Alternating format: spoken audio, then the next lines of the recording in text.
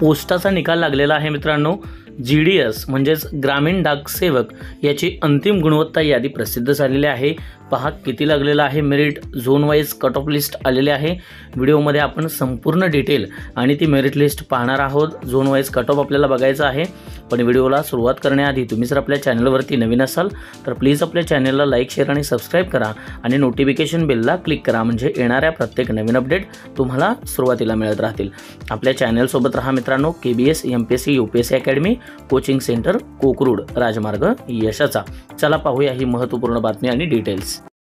ग्रामीण डाक सेवकसाठी जे महाराष्ट्राचं सर्कल आहे मित्रांनो, त्या महाराष्ट्रामध्ये ज्यांनी फॉर्म भरले होते प्रत्येक डिव्हिजनला, अहमदनगर विभाग असेल, त्याच्यानंतर जळगाव विभाग होता, पुणे विभाग होता, या प्रत्येक विभागानुसार जागा होत्या आणि त्यांच्यासाठी ज्यांनी फॉर्म भरले होते त्याची आता गुणवत्ता यादी आणि मेरिट लिस्ट आलेले आहे मित्रांनो। ज्याच्यामध्ये तुम्ही EWS कॅटेगरीमध्ये असाल किंवा जनरल कॅटेगरीमध्ये असा किंवा SC मध्ये असा, ST मध्ये असा किंवा अनुसूचित जाती जमाती, भटक्या विमुक्त जमातीमध्ये असा, PWD B मध्ये असा, तर या सर्वांचं मेरिट मित्रांनो 97, 96.8, 97.5, 95, 96, 98 इथंपर्यंत लागलेला आहे।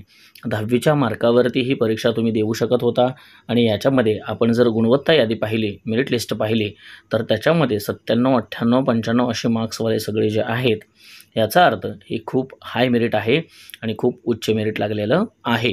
ग्रामीण डाक सेवकच्या या जागा होत्या, प्रत्येक तुम्ही डिव्हिजन वाईज हा निकाल पाहू शकताय। ठीक आहे, अशा पद्धतीनं तुम्हाला इथं शॉर्ट लिस्टेड करण्यात आलेलं आहे। आता याच्यामध्ये मित्रांनो तुमचं हे निकाल लागलेला आहे, याच्यामध्ये तुम्हाला आता ज्यावेळी डॉक्युमेंट व्हेरिफिकेशनसाठी बोलवणार आहेत त्याच्यामध्ये तुम्हाला 2 सेट करायचे आहेत डॉक्युमेंटचे। त्याच्यामध्ये तुमचे जे काय मार्क लिस्ट असतील 10वी 12वीचे किंवा तुमचे फोटो वगैरे, या सगळं जे डॉक्युमेंट्स आहेत त्याच्या तुम्हाला 2 सेटमध्ये कॉप्या न्यायच्या आहेत आणि त्या सेल्फ ॲटोस्टेट असल्या पाहिजेत मित्रांनो।